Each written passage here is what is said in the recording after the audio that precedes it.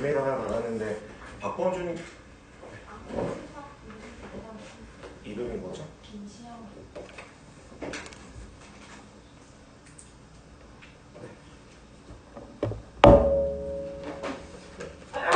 이메일 하나 받았는데 혹시 여기서 박범준 교수님 수업 그 뭐지?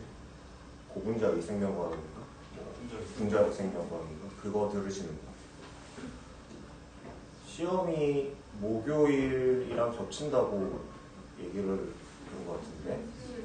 아, 수요일. 그래서 다음 주 수요일에 그것도 수업 시험을 옮길까요? 어떻게 할까요? 그냥 해요? 네.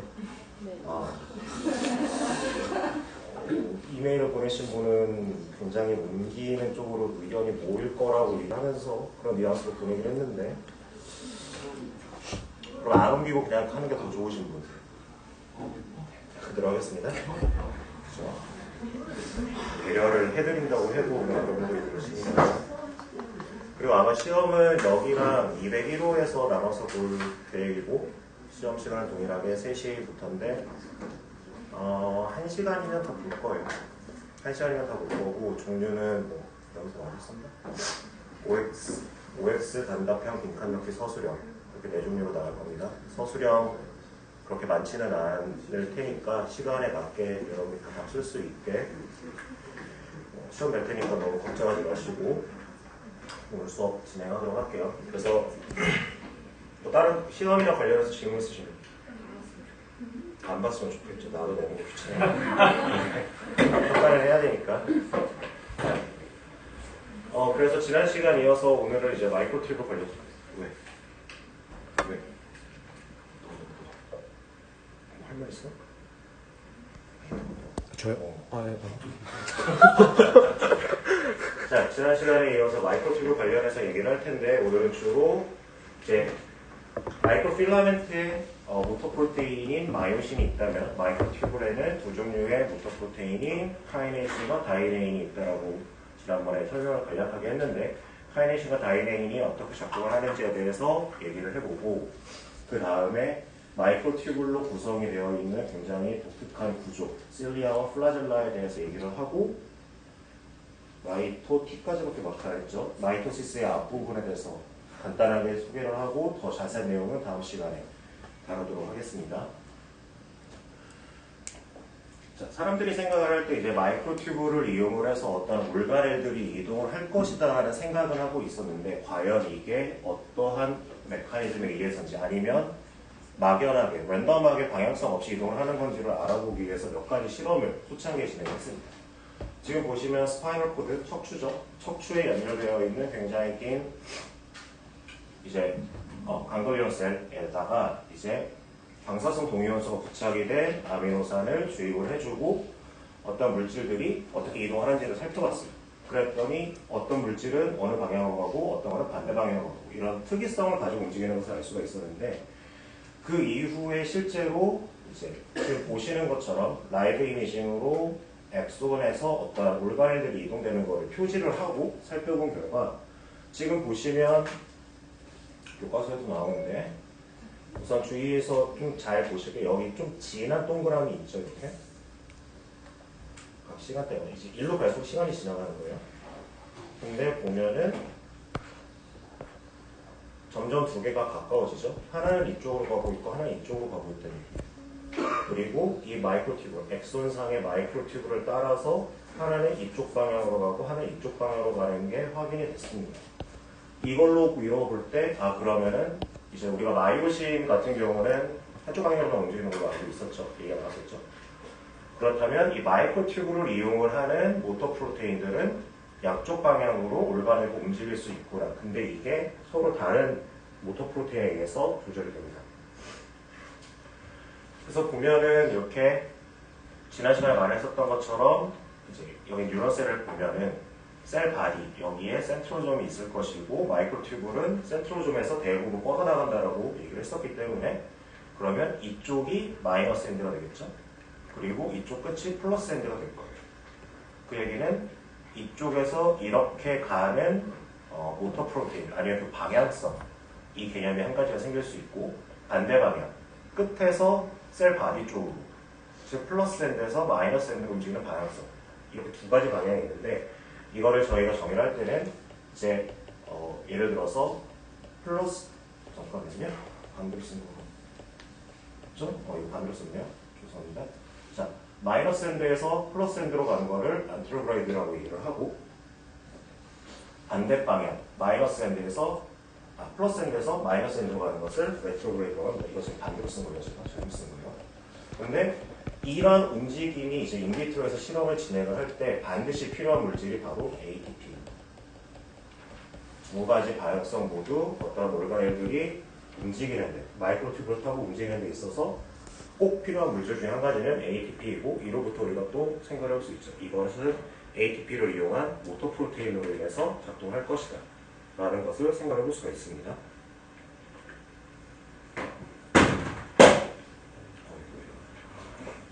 자, 그래서 우선은 안테로그레이드 트랜스포테이션에 대해서 먼저 얘기를 해볼게요.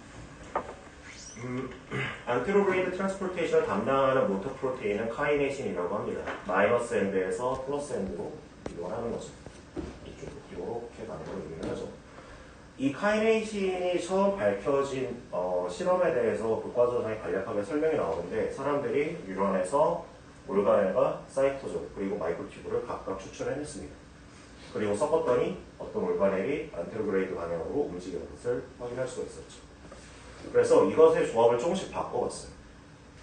만약에 사이토졸이 없이 올가넬과 마이크로튜브만 넣었더니 올가넬이 특별히 어느 방향성을 가지고 움직이지 않는 것을 알 수가 있었습니다.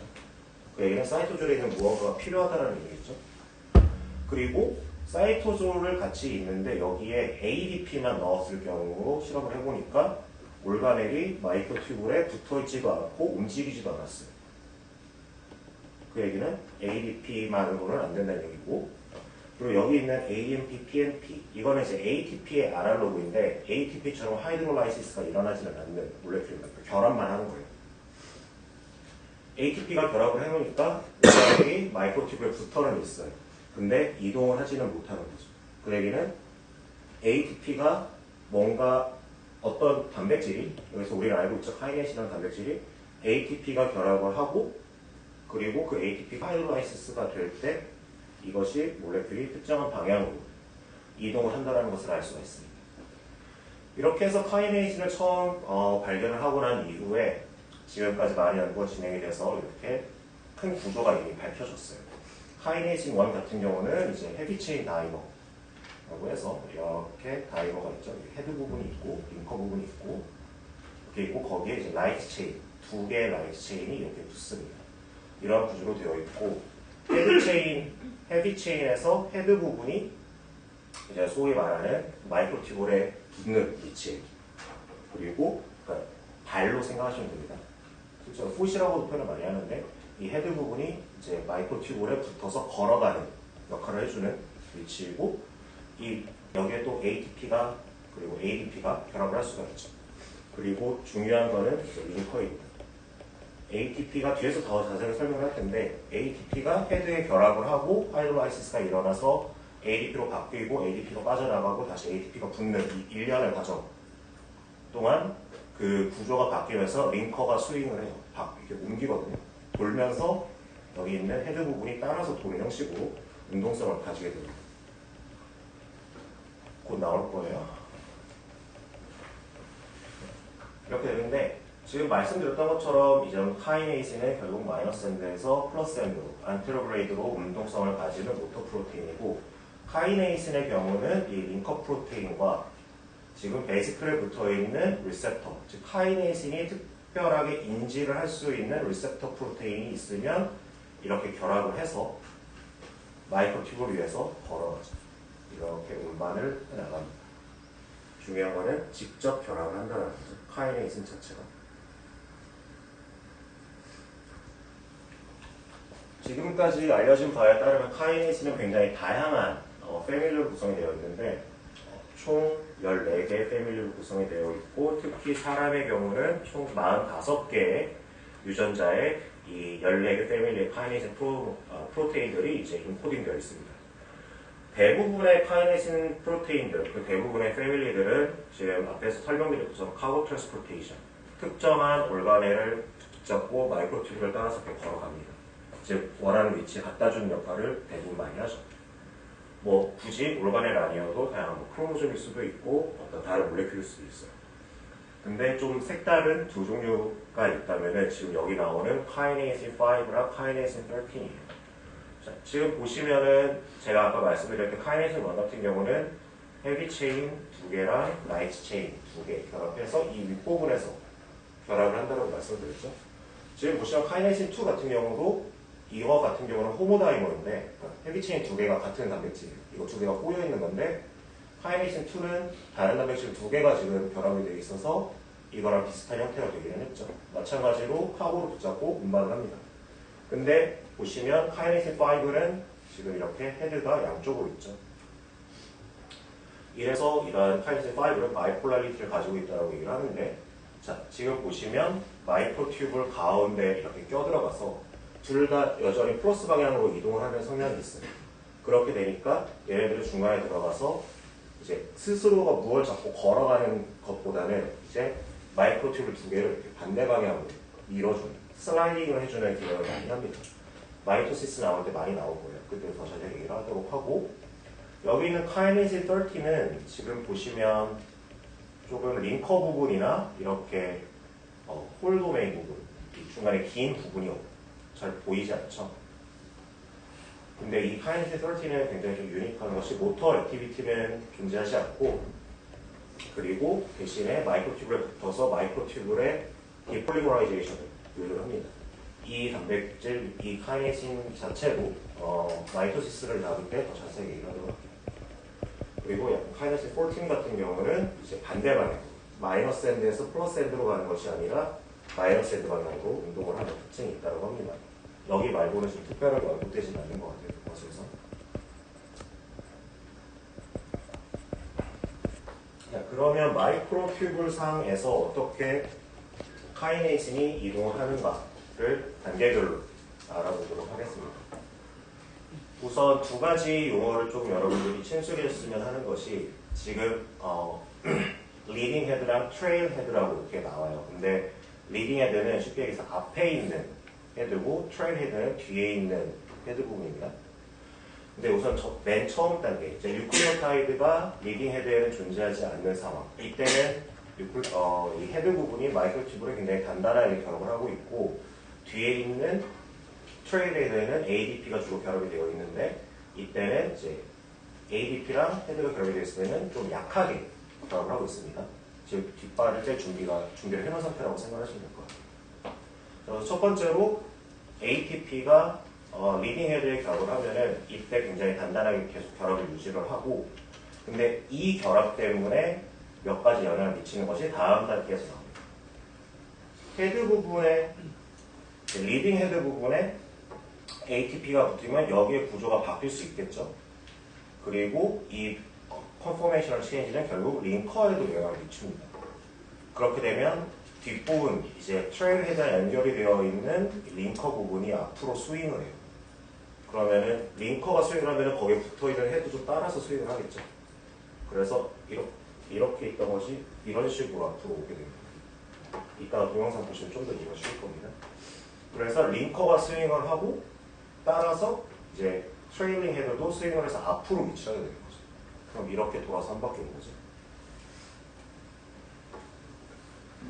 그 다음에 이제 여기에 우선 ADP가 붙어 있었는데 이 ADP가 굉장히 약하게 결합을 하고 있었는데 우선은 이 ADP가 이게 제가 아까 전 슬라이드에서 얘기했던 부분이죠. 뒤에 있던 헤드가 앞으로 트레일 헤드가 리딩 헤드로 지금 그렇게 되고 이제 마지막 단계에서 이제 ADP가 빠져나갑니다. 그렇게 되면 여기는 다시 단단하게 결합을 하게 되는데 이게 빠져나가면서 뒤에 있는 ATP가 하이드롤라이시스를 하게 되고 그리고 여기 있는 포스페이트가 바깥으로 빠져나가게 되죠. 그러면 여기는 다시 뉴클리오타이드가 없고 여기에 ADP만 있는 단계죠. 그러면은 이렇게 하면서 앞 단계 스텝 제로랑 같은 컴포지션을 보죠. 대신 한 걸음 앞으로 나갔습니다.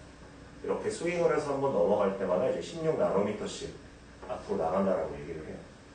이런 일련의 과정들을 통해서 볼 때 결국 ATP가 하이드롤라이시스를 하고 그것 때문에 이제 또 계속 이동을 할 수 있는 반복이 되면서 모터가 앞으로 운동을 해 나갈 수 있게 되는 거겠죠. 그래서 동영상을 하나 보시면 광고가 아마 나오겠죠. 여기 애들이 나왔으니까.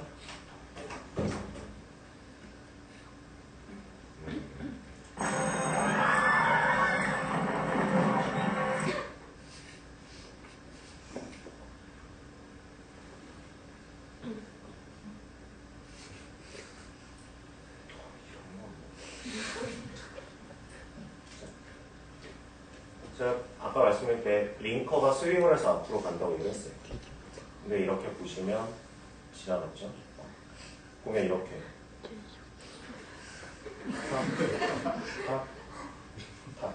이렇게 갑니다.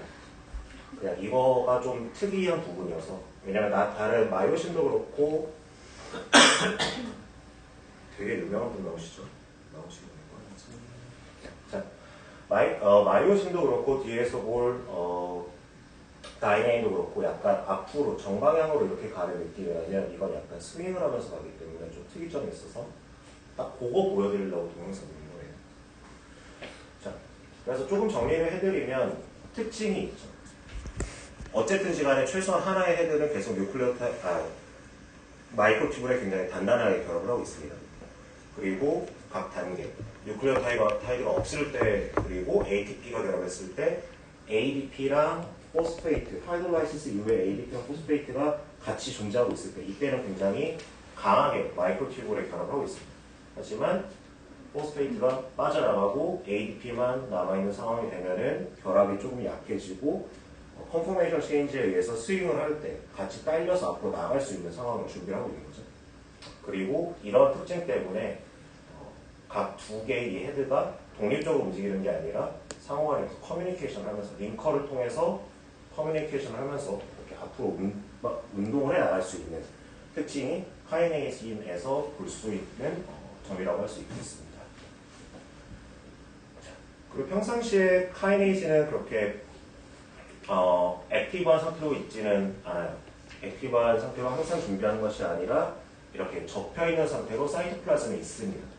이거 제가 챕터 17에서 나왔던 마이오신 5처럼 마이오신 5도 액티베이션이 되지 않으면 이렇게 접혀서 그 카보랑 결합을 하는 부분이 그 풋 부분이랑 같이 결합을 한다라고 이렇게 접혀있다고 했었죠. 굉장히 비슷하게 지금 라이트 체인 부분이 헤비 체인 바닥 부분, 헤드 부분으로 지금 이동하는 거예요.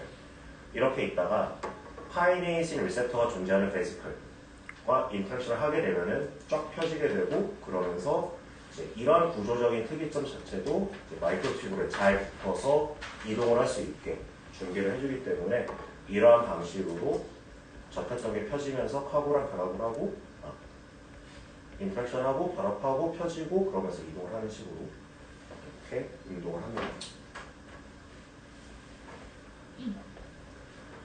자, 다음은 이제 다이네인입니다. 교과서를 보시면 여기서 사이토플라스믹 다이네인이라고 얘기를 하는데 그 이유는 뒤에 플라젤라랑 실리아 부분에서 내용이 있기 때문에 사이토플라스믹 다이네인이라고 특별히 표시를 해놨어요. 지금 보시면 카이네이신은 앞에서 말씀드렸던 것처럼 계속 반대로 썼죠, 제가. 마이너스 투 플러스로 이동하는데 사이토플라스믹 다이네인은 이제 반대로 플러스 엔드에서 마이너스 엔드로 이동을 합니다. 그리고 보시면 두 개의 큰 large, intermediate, small 서브인 되게 많은 단백질들이 서로 조합을 이뤄서 컴플렉스로서 기능을 해요. 근데 우선은 여기서 나온 거는 헤비 체인의 경우만 보여주고 있는데 헤비 체인 자체도 굉장히 큽니다. 실제로 다이네인으로 스터디를 해봤던 사람으로서 별로 권유하고 싶지 않은 몰레큘이에요. 스터디를 할 때 실험이 어려워서. 보시면 대략 길이는 작은 거는 한 150km, 긴 거는 한 300km까지 되는 크기인데 구성 대부분 비슷합니다. 지금 보면 스템 리즌이 있고 링커가 있고 1, 2, 3, 4, 5, 6이라고 되어 있죠. 이 1, 2, 3, 4, 5, 6이 이제 보면은 AAA, ATPase 도메인이라고 하는데 반복된 6개의 도메인이에요. 근데 이 중에서 실제로 ATP랑 결합을 해서 하이드롤라이시스를 이뤄내는 거는 1번 반복, 1번 리핏에서 일어납니다. 그리고 대신 이 1, 2, 3, 4, 5, 6이 지금 보는 것처럼 이렇게 동그랗게 어떤 서클 형태로 구조를 만들어내죠. 그 구조를 만들어내고 특히 지금 보면 4번이랑 5번 사이에 스톡이라고 하는 부분이 존재하죠.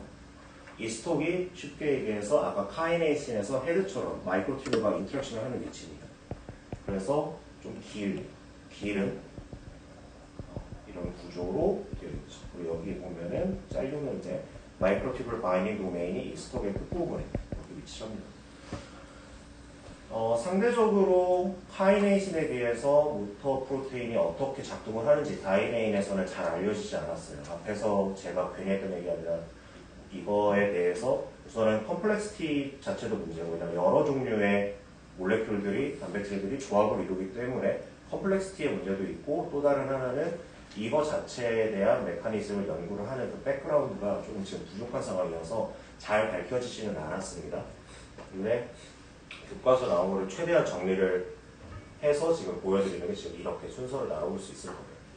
그래서 처음에 마찬가지로 다이네인도 ATP가 필요하고 이거를 하이드롤라이시스를 해서 운동을 하는 거는 동일합니다. 카이네이신이나 마이오시네스처럼. 근데 우선 단계를 보면은 뉴클레오타이드가 없는 경우에는 우선은 붙어 있고 안정된 상태로 이제 마이크로튜브에 잘 붙어 있고, 근데 여기서 중요한 게 여러분들이 보여드릴 게 이제 여기 있는 넥 부분, 잠시만요. 여기 있는 링커리즌, 넥이라고도 할 수 있는데 이 링커리즌이 원래 여기서는 지금 안 나오는데 1번이랑 5번 사이에 이렇게 연결이 되어 있어요. 1번, 5번 이렇게 되어 있으면 약간 스트레이트하게 일직선으로 1번, 5번을 거쳐서 이렇게 있는데 1번 위치에 ATP가 바이닝을 하게 되면은 우선 다이네인, 여기 스톡 부분이 마이크로튜브에서 살짝 떨어집니다. 그러면서 링커가 지금 보이는 것처럼 2번, 3번 사이로 꺾여요. 이렇게 꺾이죠. 그래서 이 상태를 프리스트로크이라고 얘기를 하고, 이제 프리스트로크이라고 하면은 앞으로 힘줘서 이동할 준비를 한 상황이다라고 생각하시면 됩니다. 그 다음에 마이크로튜브이 다시 인터랙션을 하고 이때 ATP가 하이드롤라이시스를 하면은 마찬가지로 여기서 또 구조적인 변화가 나타날 거예요. 그렇게 되면 이때 링커가 1번, 4번으로 꺾이게 됩니다. 이런 방향으로 가죠. 앞에서 헤드 부분 앞으로 떨어지고 이렇게 돼서 그렇게 되면 이제 포스트 스트로크 상태라고 얘기를 할 수가 있고, 이러고 나서 다시 ATP가 릴리즈가 되면은 헤드는 여전히 계속 붙어 있고 다시 ATP가 1번에 붙으면서 헤드가 떨어지고 사이클이 이렇게 도는 식이죠. 그래서 교과서상에서 설명했을 때 핵심은 결국 ATP의 바인딩, 그리고 하이드롤라이시스, 그리고 최종적으로 ATP로 바뀌었을 때 이것들이 링커가 이렇게 위치가 바뀌게 되면서 스트로크가 형성이 돼서 앞으로 이동을 한다라는 것을 설명을 하고 있습니다. 그래서 이 정도로만 우선은 알고 계시면 될 것 같아요.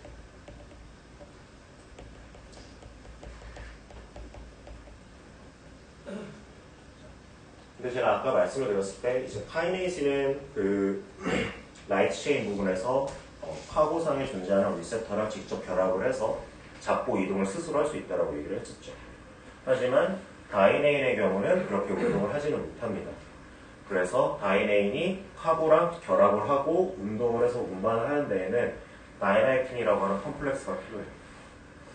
이 다이나이틴 컴플렉스를 살펴보면 우선 크게 두 가지 도메인으로 생각해 볼 수 있는데, 여기 다이나이틴까지 포함하기는 했는데, 자, 지금 보면 맨 위에 있는 첫 번째 도메인 보면은 ARP1 필라멘트랑 액틴으로 구성이 되어 있어요. 그래서 우리가 지난번에 챕터 17에서 배웠었던 기본적인 마이크로 필라멘트처럼 약간 비슷하게 구성이 되어 있어요. 액틴 하나에 대신에 ARP1 8개, 그리고 플러스 엔드 쪽에 캡C가 붙어서 안정적인 상태로 이렇게 구성이 되어 있죠. 이렇게 구성이 되어 있고, 그리고 두 번째 도메인이 P150 글루트 이렇게 되어 있는데, 이 단백질은 마이크로튜브리랑도 연결이 되어 있고 다이네인이랑도 연결이 되어 있어요. 그래서 마이크로튜브랑 다이네인을 연결해주는 또 다른 요즘 링커 프로테인으로서 기능을 하고, 근데 여기 보면은 다이나미틴이라고 하는 단백질이 있죠. 이 다이나미틴이 이제 그 첫 번째랑 두 번째 도메인, 여기 있는 글루트 E 도메인과 다이나미틴의 액틴 도메인 부분을 결합을 해주는 일종의 컴플렉스를 연결해주는 기능을 하면서 최종적으로 카고랑 다이나믹이랑 다이네인 그리고 중간에 아다토까지 이렇게 연결이 되어서 이동을 합니다. 핵심은 다이네인은 그 스스로는 카고를 분반하지 못한다는 게 핵심이겠죠.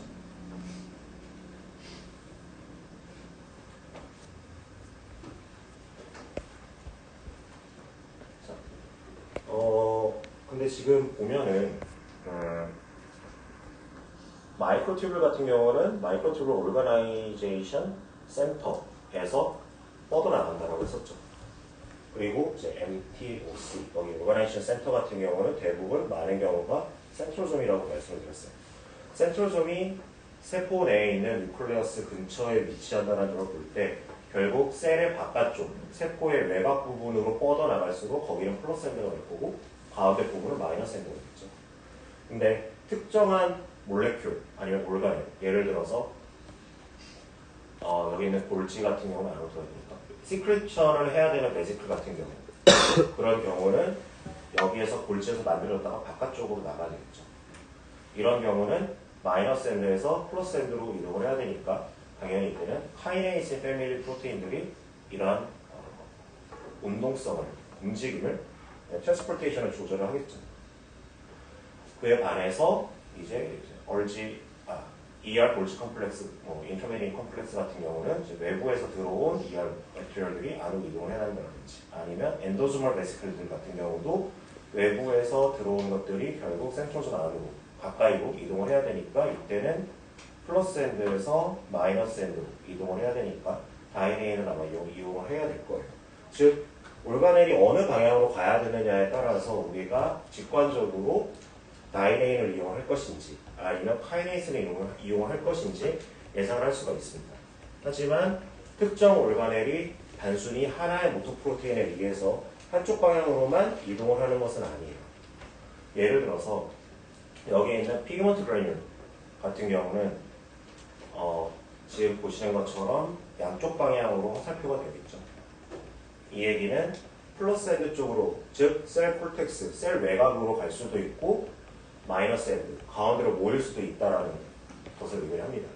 그리고 그와 동시에 피그먼트를 포함을 하고 있는 그래뉼의 경우에는 카이네이신과 다이네인 두 가지에 의해서 상호간에 조율이 돼서 외부 신호기장에 의해서 조율이 돼서 특정한 위치로 이동을 하게 되는 거죠. 예를 들어서 여기 하나의 셀이 있는데 아마 이게 프로그 셀이었던 걸로 기억하고 피그먼트 셀이었던 것 같은데 색소를 포함을 하고 있는 세포예요. 대부분에. 근데 여기에 멜라노좀이라고 하는 색소 그래뉼이 있다라고 치면 특히 사이클릭 AMP가 높을 경우에는 시그널링에 의해서 외부로 이렇게 퍼지게 됩니다. 마이크로튜브에 따라서. 즉 플러스 엔드 방향으로 계속 이동을 하는 거죠. 근데 만약에 사이클릭 AMP가 낮게 되면은 이런 피그먼트들이 이제 센터로, 중앙으로 계속 모여요. 즉 마이너스 엔드 방향으로 이동을 한 거죠. 즉 그 얘기는 또 보면 다이네인에 의해서 이동했다는 것을 의미를 합니다.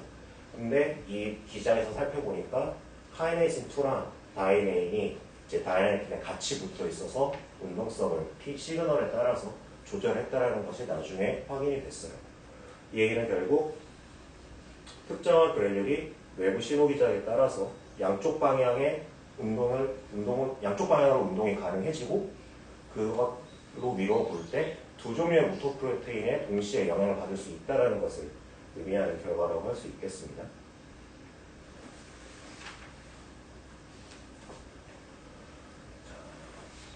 그리고 이제 튜블린에서 확인이 되는 몇 가지 모디피케이션에 대해서 얘기를 할 텐데 지금 여기 소개가 된 네 가지 포스트 트랜스레이셔널 모디피케이션, 라이신 아스틸레이션이나 디타이로실레이션 아니면 폴리그루타밀레이션 아니면 폴리글라이실레이션 전부 다 이제 폴리머로 구성이 된 마이크로튜블의 스테빌리티를 올려주는데 기여를 하는 현상이에요.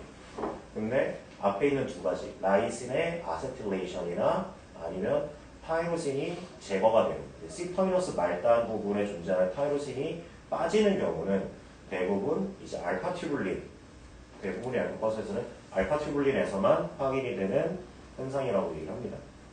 그리고 특히 이제 디타이로실레이션 같은 경우는 이제 만약에 타이로신이 빠지게 되면은 이제 더 스텝 그 폴리머라이제이션이 된 마이크로튜브가 더 단단하게 존재하게 되는데 만약에 얘네들이 디폴리머라이제이션이 돼야 될 때 그때는 다시 타이로신이 끝부분에 붙어서 디폴리머라이제이션이 가능해지게 된다고 합니다. 그리고 이러한 포스트 트랜슬레이션 모디피케이션은 마이토시스에서도 간단하게 다루긴 할 텐데 모토프로테인을 리크루팅하는데 이런 현상이 일어남에 따라 모토프로테인이 좀 더 잘 결합을 할 수 있게 도와주는 역할을 합니다. 그리고 나머지 두 가지는 설명해 주신 걸 보면 간단하게 이해가 되실 것 같기는 한데 마찬가지로 스테빌라이즈 마이크로튜브를 스테빌라이즈 하는데 이용이 되고 지금 보면은 여기 글루타밀레이션, 뭐 글라이슬레이션 이런 게 있는데 어쨌든 둘 다 글루타믹 애시드 레지디 C 터미너스 부분에 있는 글루타믹 애시드에 여러 개의 글루타메이트 아니면 글라이신이 결합을 하면서 나타나는 현상이에요. 근데 이 두 개의 현상은 서로 이제 경쟁적으로 일어나는 일이라고 얘기합니다. 이 정도 얘기를 하면은 설명이 가는 것 같죠. 자, 그럼 이제 실리아나 플라젤라로 넘어와서 설명을 드릴게요. 실리아나 플라젤라의 구조를 살펴보면 여기서 우선 말하는 실리아는 모타일 실리아입니다. 프라이머리 실리아라고 하는 거는 나중에 나오는데 모타일 실리아나 이제 플라젤라처럼 스스로 운동을 할 수 있는 능력이 있는 이러한 구조에 대해서 지금 먼저 다뤄볼 거예요. 위치부터 한번 살펴볼게요. 이렇게 보시면 이제 밑둥 부분 여기는 베이설 바디가 될 거예요. 베이설 바디는 센트로좀에서 유래가 되고 결국 여기서부터 실리아나 플라젤라의 중심 부분인 엑소닌 구조가 형성이 돼요. 마이크로튜블이 이제 성장을 해서 자라나는 밑둥 부분이죠. 그런지가 되겠죠. 여기는 지난번에 얘기를 했었던 것처럼 센트로좀처럼 이제 마이크로튜브 트리플리케이트로 세 개의 마이크로튜브로 이렇게 존재하는 형태로 9개가 배열을 만들어서 이렇게 구성이 됩니다. 그리고 올라가면서 여기 보면 트랜지션 존이라는 부분이 있는데 이 부분은 교과서에서 크게 설명은 안 나올 거예요. 근데 이 부분을 간단하게 설명을 하면 이제 여기 있는 베이설 바디 부분, 즉 셀 바디 부분이랑 실리아나 플라젤라에 있는 부분이랑 여기를 통과를 할 수 있는지 없는지를 평가를 하고 필터링을 해주는 기관입니다. 구조적으로 필터링을 해주게 되고 아직 모르는 게 더 많은 부분이긴 하죠. 그리고 여기 있는 실제 실리아, 엑소닌 부분을 살펴보면 9+2의 마이크로튜블 더블렛 스트럭처로 되어 있습니다. 이거를 9+2 스트럭처라고 얘기를 많이 하는 이유는 지금 보면은 베이설 바디는 트리플릿이었죠. 세 개의 마이크로튜블이 연결되어 있었는데 이제 실리아나 플라젤라의 엑소닌 같은 경우는 지금 보시는 것처럼 이렇게 이렇게 마이크로튜브 더블렛으로 이루어져 있습니다. 그래서 이렇게 더블렛이 되어 있고 그래서 9개, 아우터 위치에 9개의 마이크로튜브 더블렛이 있고 그리고 가운데에 이제 센트럴 페어에 싱글렛 마이크로튜블이 2개가 결합이 되는 상태로 이루어지고 있습니다. 지금 교과서상에는 여기 줄이 없을 텐데 줄이 있습니다. 그리고 좀 구조를 살펴보면 몇 가지 독특한 구조들이 분포하는데 우선 여기 하늘색으로 동그랗게 쳐져 있는 이 부분들 있죠. 여기 이렇게 줄 쳐져 있는 부분. 여기가 각각의 마이크로튜블 더블렛을 연결을 해주는 일종의 맥심이라고 하는 구조라고 할 수가 있고 그리고 여기에 보면은 동그랗게 센트럴 페어 쪽으로 향하는 구조가 보이죠. 이거는 라디얼 스포크라고 하는 구조라고 할 수가 있습니다. 그리고 실제로 교과서에서 좀 더 많이 다뤄질 부분은 여기 보이는 이 뻗어나온 손가락같이 생긴 구조. 이게 엑소니멀 다이네인이에요. 저희가 전 슬라이드에서 사이토플라스믹 다이네인이라고 얘기를 했었죠. 똑같은 다이네인인데 기능이 달라요. 당연히 조성도 다르고 그렇기 때문에 엑소님에서 일을 하고 있는 다이네인이기 때문에 엑소니멀 다이네인이고 얘네들이 실제로 운동성을 부여를 해주는 역할을 합니다. 그래서 실제로 움직이는 거를 이렇게 보면은 여러 플라젤라를 가지고 있는 스페시스나 셀, 여기 이건 아마 시어친, 그러니까 성게의 정자일 거고 여기도 보면은 얘네들은 플라미도가스, 꼬리가 2개 달린 아가 종류인데, 그리고 이거는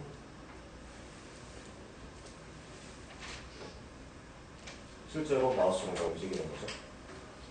이런 식으로 플라젤라가 붙어서 움직여요. 앞에 있는 사진들도 다 헤드 붙여놓고 이렇게 움직임을 찍은 건데, 그럼 이게 어떻게 해서 움직이는지를 사람들이 알아보고자 해서 실험을 좀 진행을 했어요. 우선 말씀드렸던 것처럼 마이크로튜블에 붙어 있는 이제 다이네인이 굉장히 운동성을 부여하는 데 중요한 역할을 합니다. 근데 알아두실 거는 A 튜블에 이러한 다이네인 그리고 라디오스포크가 붙어 있죠. 그래서 A 프로테인에서 B 튜블로 이렇게 인터랙션을 하면서 운동성을 부여를 하게 돼요. 근데 여기에 지금 넥슨이라고 하는 구조가 있죠. 이렇게 2개의 튜브를 연결을 해주는. 그래서 사람들이 만약 이 넥신을 제거를 하게 되면 이 둘이 어떻게 운동을 할까? 각각의 길게 연결되어 있는 튜브를 어떻게 운동할까를 살펴봤어요. 살펴보니까 뭐 저희가 이제 다이네인이 기본적으로 마이너스 엔드 쪽으로 운동성을 갖는다는 걸 알고 있으니까 그렇게 해서 넥신을 제거를 하고 운동성을 확인을 해봤더니 튜블이 슬라이딩돼서 양쪽 방향으로 밀려나가는 것을 확인한 거죠. 근데 만약에 넥신이 그대로 유지가 되어 있다. 그러면은 이게 밀려나가는 게 아니라 그 힘이 평형 상태가 만들어지는 것까지 가다 보니까 그것 때문에 이렇게 꺾이더라 라는 것을 알아냈습니다. 사람들이. 정확한 피지컬한 물리학적인 이해는 교과서에서 나오지 않으니까 따로 설명을 추가하지 않을게요.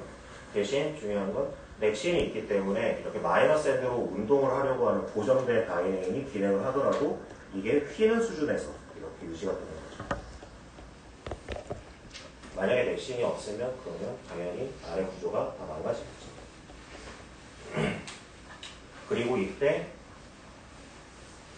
여기에 지금 마이크로 튜블이 이렇게 있는데 여기가 A 튜블이거든요. 이 부분. 왜냐면 여기가 이쪽이 스톡이니까 붙는 부분이고 여기가 이제 윗부분이니까 스템 부분이니까. 그래서 그럼 여기가 A 튜블이고 여기가 B 튜블인데 B 튜블에는 특히 이제 저희가 전 슬라이드에서 봤었던 이런 글루타밀레이션이 일어나기 때문에 다이네인이 좀 더 잘 결합을 할 수가 있습니다. 이러한 구조적인 특이성 있다라는 거 알아두시면 될 것 같고, 지금 저희가 계속 이제 엑소니멀 다이네인에 대해서 얘기를 했는데 이러한 플라젤라나 실리아 내부 구조가 만들어지는 데에도 여러 가지 모터 프로테인들이 필요합니다. 지금 보시면 카이네이신 2나 사이토플라즈믹 다이네인이 어쨌든 모터 프로테인으로서 특정한 카고가 실리아나 플라젤라 안쪽으로 이동을 할 수 있게 기능을 해줘요. 근데 기본적으로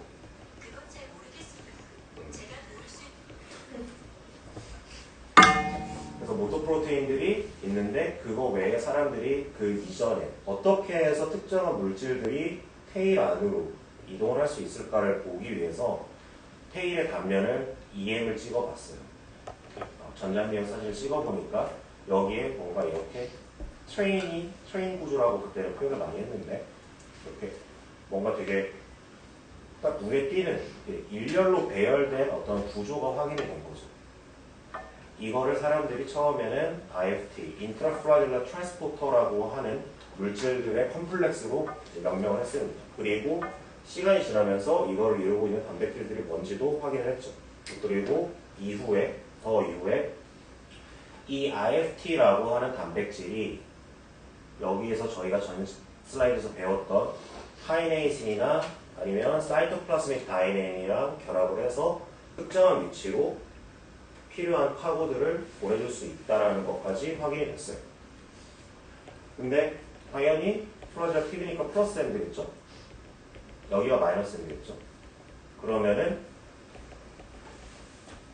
얘네들이 그냥 이렇게 올라가기만 한다라고 생각을 하기가 쉬운데 올라갔다가 끝에서 다시 돌아서 내려오기도 합니다. 내려옵니다. 그렇게 하면서 이제 특정한 단백질들을 올라가면서 전달해 줄 수도 있고 내려오면서 전달해 줄 수도 있어요. 근데 그것과 관련해서 이제 IFT A 클래스 단백질들은 레트로그레이드, 즉 아래로 내려올 때 카보를 전달해주는 역할을 해주고 B 클래스 같은 경우는 위로 올라가면서 플러스 방향으로 가면서 전달해주는 역할을 합니다. 즉 실제적으로 IFT나 IFT-A나 B 전부 다 올라갔다 내려갔다 양쪽 방향으로 운동을 해요. 하지만 물건, 카보를 전달을 해주는 데 기여를 하는 거는 다양성이 있습니다. 그래서 만약에 실리아나 플라젤라가 계속 연장을 해야 되는데 그러려면은 마이크로튜뷸블도 얘네들이 들고 이동을 해야 되겠죠. 어쨌든 연장을 하려면 카보로서 마이크로튜뷸블을 전달해야 되니까. 그래서 제가 알고 계신 시빙장이라고 하는 웨인 유니버시티에 계신 분이 발표한 논문인데 IFT 이게 2N일 거예요. IFT를 구성하고 있는 단백질 하나를 결손을 시켜봤어요. 결손을 시켜보니까 정상적인 정자의 경우는 이렇게 꼬리가 다 있죠. 근데 IFT가 결핍이 돼서 기능을 하지 못하니까 지금 보시는 것처럼 이렇게 꼬리가 비정상적으로 형성되는 것을 확인할 수가 있었죠. 그리고 대부분의 세포는 IFT가 결핍이 되면 죽습니다. 생명체는. 자, 그 다음으로 나오는 것이 프라이머리 실리아예요. 앞에서 나왔었던 거는 이제 모탈 실리아랑 플라젤라를 같이 생각하시면 돼요. 같이 생각을 하셔도 돼요. 근데 프라이머리 실리아는 조금 다르게 생각을 하셔도 됩니다. 프라이머리 실리아 같은 경우는 기본적으로 운동성을 가지고 있지 않고 그리고 내부 구조도 뒤에 슬라이드에서 보시겠지만 앞에서 소개를 한 모탈 실리아나 플라젤라랑은 다릅니다.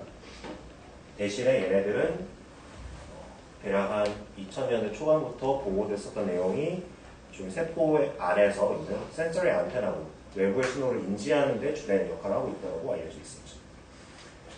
그래서 보면 프라이머리 실리아 같은 경우는 지금 마찬가지로 베설 바디의 모체가 되는 센트로좀에서부터 일롱게이션을 합니다. 그래서 이 early G1 페이즈부터 살펴볼게요. 지금 초록색의 마더 센트리올이 있고 그리고 보라색의 너러 센트리올이 있어요. 센트로즘은 기본적으로 두 개의 센트리올로 구성되어 있다고 했고 얘네들이 G1, 대부분은 G0 페이즈, 휴지기 상태로 들어가게 되면 이 중에서 마더 센트리올에서 실리아가 이렇게 쭉 자라납니다.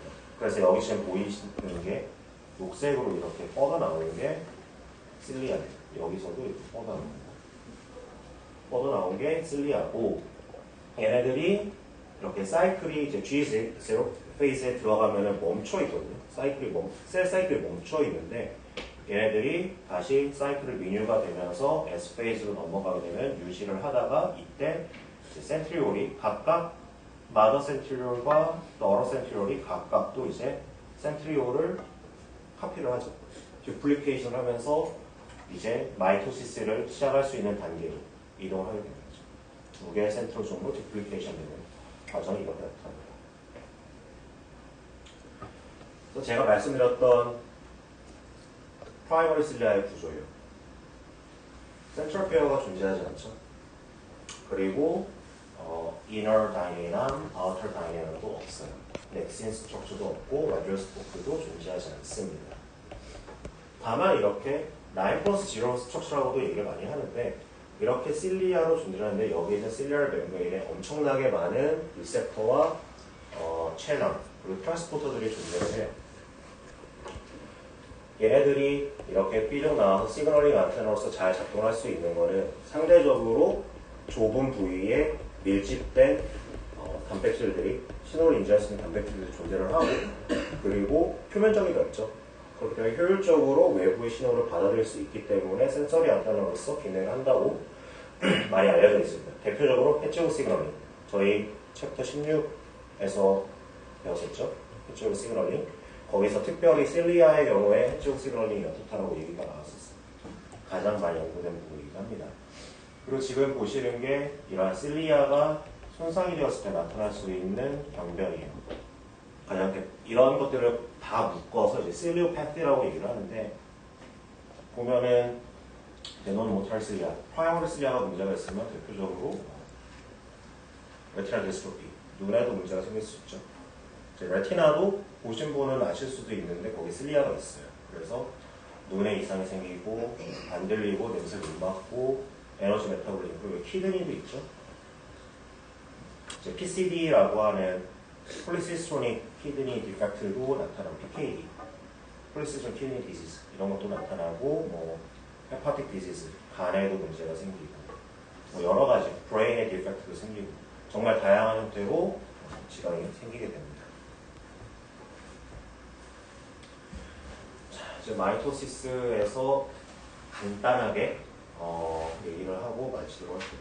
우선은 여기서 다루는 마이토시스의 내용은 대부분 튜블린에 많이 초점이 맞춰져 있어요. 그러니까 그걸 참고를 하셔도 될 것 같습니다.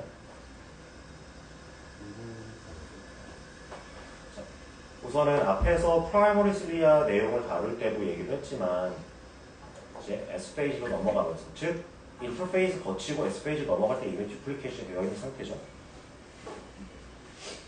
그래서 G1 S페이지 때 이제 크게 두 가지의 카이네이즈가 중요한 역할을 합니다. 센트로좀을 듀플리케이션을 하는데 그래서 보면은 G1 S페이스 CDK 사이클린 디펜던트 카이네이즈라고 하는 사이클린이라고 하는 셀 사이클을 조절을 해주는 단백질의 의존적인 포스플레이션을 작동을 해주는 카이네이즈가 있는데 특별히 G1 S페이스의 CDK 그리고 PLK4라고 하는 이 두 종류의 카이네이즈가 이제 센트로좀 주변의 프로테인들을 포스플레이션을 시키면서 센트로좀이 두 개의 듀플리케이션이 될 수 있게 준비를 해줍니다.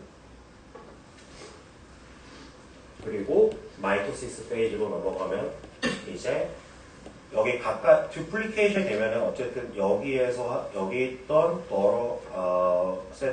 센트리올 그리고 여기 있던 마더 센트리올이라고 했을 때 어쨌든 여기서 듀플리케이션 되면 처음에는 이 두 셋이 두 개의 크로모좀이 두 개의 센트로좀이 가까이 있겠죠. 근데 우리가 이미 알고 있다시피 마이토시스가 실제로 일어날 때는 증폭이 된 센트로좀이 양쪽 방향으로 대치되게 분포를 하게 돼요. 근데 이 과정에서도 즉 센트로좀이 멀어지고 서로 떨어지는 이 과정에서도 마이크로튜블이 중요한 역할을 합니다. 그 내용도 뒤에서 더 자세하게 다룰 겁니다. 오늘은 안 다룰 거고. 자, 프로페이즈에 대해서 내용이 쭉 나와 있어요. 근데 이제 저희가 이제 생명과학 시간에도 배웠었지만 크게 뭐 프로페이즈, 프로메타페이즈, 메타페이즈, 아나페이즈, 그 다음에 텔로페이즈, 그 다음에 마지막에 사이토키네시스까지 해서 쭉 단계별로 나눠지죠. 그거에 대해서 좀 튜블린의 관점으로 좀 자세하게 스텝들이 이제 나올 거예요. 그래서 우선 프로페이즈에서 뭐가 어떤 일이 생기는지를 우선 살펴보죠. 지금 보면은 인터페이즈 때는 이렇게 센트로즘이 이미 듀플리케이션이 된 상태이고 이제 양쪽으로 그럼 이때 당연히 DNA도 듀플리케이션이 되겠죠. 프로페이즈 때 우리가 알고 있었던 내용은 크로모즘으로 만들어지기 시작하고 컨덴세이션이 되면서 크로모즘이 만들어지고 양쪽으로 이제 센트로좀이 이제 이동을 하기 시작합니다. 근데 이때 나타나는 튜블린 관점에서 중요한 사항을 몇 가지를 언급을 하면은 우선은 센트로즘이 있으면 여기에서부터 정말 마이크로튜브가 엄청나게 쫙쫙 뻗어나가면서 만들어지기 시작해요. 그리고 그 만들어질 때 특징 하나는 플러스팁스라고 하는 단백질들을 있다라고 제가 지난 시간에 얘기를 했어요. 합성되고 있는 플러스 엔드의 마이크로튜브 주변에서 결합을 해서 계속 증식이 아니라 마이크로튜브이 자라나는 것을 도와주는 기능이 있는 단백질이라고 했는데 걔네들이 같이 결합을 해서 더 잘 자라나게 됩니다. 그리고 이미 이때부터 프로페이스 때부터 이제 양쪽 방향으로 센트로좀이 멀어지기 시작하죠. 정확하게 대칭 형태로 양쪽으로 위치할 수 있도록 서서히 이동을 하게 됩니다. 그리고 이때 이동을 하는데 중요하게 역할을 하는 것이 카이네이스 5예요. 카이네이스 5에 대한 얘기는 다음 시간에 자세히 얘기를 할 겁니다. 그리고 몇 가지 현상들이 나왔는데 이거는 교과서에 있는 내용인데 이 중에서 특별히 한 가지 제가 언급할 거 코이신에 대한 얘기입니다. 좀 뒷부분에 나오는 게 많은데 잠깐만요. 지금 여기 붙어있는 상황을 생각하시지 마시고 지금 이렇게 있는 상황은 없습니다. 크로모솜이 컨덴세이션이 되면서 우리가 알고 있는 X자 형태의 크로모솜으로 카툰으로 봤을 때 X자 형태의 크로모솜으로 이제 이렇게 만들어지죠. 근데 이미 이때 두 개의 시스터 크로마티드 상태가 있는데 얘네들이 결합을 하고 있는데 많은 분들이 생각을 할 때 센트로미어에서 이렇게 결합되는 걸로 그림이 많이 나와요. X자의 동그라미 이렇게 나오죠. 교과서 다른 데 봤을 때. 근데 그거 말고도 이 결합된 크로모솜이 더 단단하게 서로 잘 붙을 수 있게 도와주는 코에신이 여기에 이때 이제 만들어지기 시작합니다. 그래서 크로모솜이 정확히는 두 개의 시스터 크로마티드가 잘 붙어 있을 수 있게 도와주는 역할을 하는 게 여기 코에신이 이때 처음으로 두 개의 시스터 크로마티드를 연결을 해주죠. 자, 그 다음 프로메타페이즈를 살펴볼게요. 이때는 이제 나타나는 일이 많은 분들이 알고 계시다시피 핵막이 이제 사라지기 시작하죠. 그죠? 그리고 지금 보시면 핵막이 지금 없어졌는데 당연히 이제 없어진 핵막을 이제 ER로 다시 들어간다라든지 아니면 어쨌든 사라지게 돼요. 그렇게 되면은 이제 컨덴세이션 된 크로모솜들이 분포를 하게 되겠죠. 분포를 하는데 이때 여기에 있는 센트로즘에서 뻗어나온 마이크로튜블이 서치 앤 캡처링 시스템으로 들어가게 됩니다. 즉 뻗어나갔다가 줄어들었다가 계속 반복하다가 딱 키네토코어 위치, 센트로즘의 중간 부분에 딱 터치 들어가면 그럼 그때부터는 이제 캡처링을 한 상태로 인지를 하고 다음 단계로 넘어가게 됩니다. 이벤트가 메타페이즈 단계로 넘어가기 위한 준비를 다시 시작을 합니다.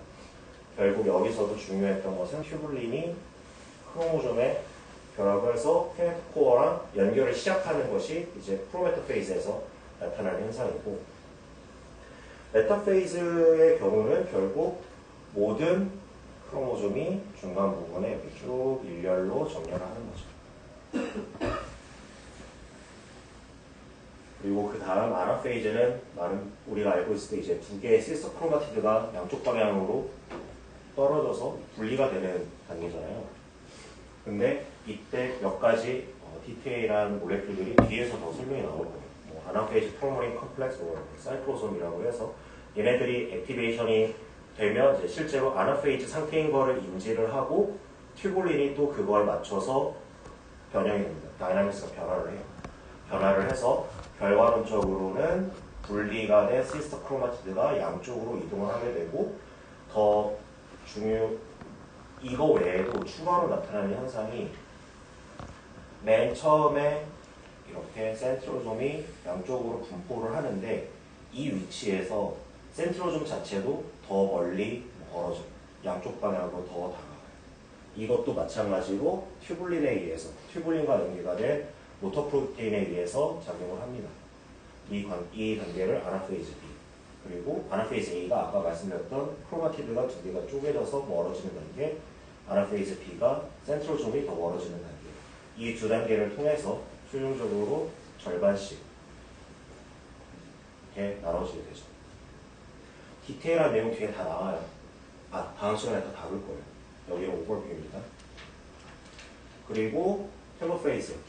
딱 이제 다 떨어진 상태죠. 완전히 떨어져서 분리가 거의 준비가 완료된 상태라고 할 수 있습니다. 이미 이때부터 이제 뉴클리어 인벨롭이 다시 만들어져서 패킹을 할 준비를 하죠. 그리고 중요한 건 이때 저희가 챕터 17에서 배웠었던 컨트랙틸 링이 이제 만들어지기 시작해요. 왜냐하면 컨트랙틸 링이 만들어져야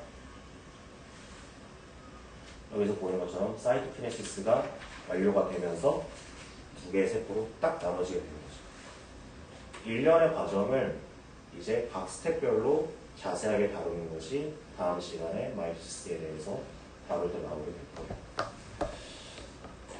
그리고 더 자세한 내용을 배우기 전에 우선은 세 종류의 마이크로튜블이 있다는 거를 알아두고 오늘 수업 마치도록 할 텐데, 센트로즘에서 뻗어나오는 마이크로튜블이 다 같은 종류는 아닙니다. 방향과 기능에 따라서 크게 세 가지 정도로 나와요. 우선은 아스트로 마이크로튜블. 자, 그림이 설명이 되게 잘 되어 있는데, 센트로즘으로 향하지 않고, 크로모즘으로 향하지 않고, 이렇게 셀의 콜텍스 부분, 쉽게 얘기해서 그냥 뒤에 바깥쪽 부분으로 뻗어나가는 이러한 튜블도 있습니다. 별 의미 없어 보이지만 중요해요. 나중에 아나페이스 때 크로모좀 말고 센트로좀이 더 뒤로 당겨질 때 역할을 해주는 것이 여기 있는 아스트랄 마이크로튜블입니다. 그리고 키네토코어 마이크로튜블. 이 마이크로튜블이 바로 우리가 알고 있는 크로모좀에 직접 결합을 하는 마이크로튜블이 이 마이크로튜블. 즉, 설시 캡처 계속 자라났다가 줄어들었다를 반복을 하다가 크로모좀에 키네토코어에 딱 결합을 하면은 그때부터 이제 정렬을 하기 위해서 또 조절을 하기 시작하죠.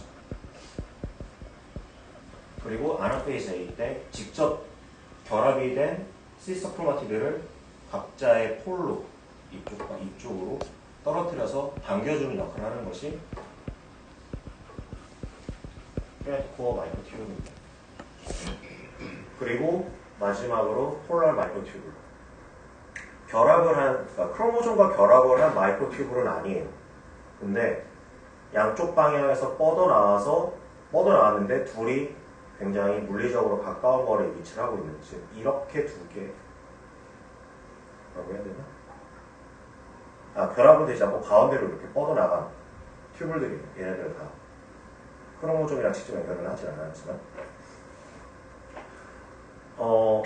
이 마이크로튜브를 이제 아까 얘기를 했었던 아스트랄 마이크로튜브랑 같이 마지막에 아나페이스 때 이제 마이크로튜브 자체 이쪽과 이쪽을 서로 밀어주는, 쉽게 얘기해서 여기에서 카이네이신이 껴서 양쪽을 밀어주는 역할을 하는데 쓰이는 템플릿으로 기능을 하기도 하고, 그래서 결국 센트로좀 양쪽의 스핀들 폴을 양쪽으로 밀어주는 역할을 하는 것이 폴라 마이크로튜브.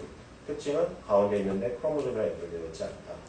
이게 특징인데, 이 세 가지 튜브를 바탕으로 각 단계에서 실제 어떻게 크로모좀과 이런 것들이 나눠지고 배열이 되는지 좀 더 자세한 기작에 대해서 다음 시간에 다루도록 합니다. 오늘 수업은 여기까지이고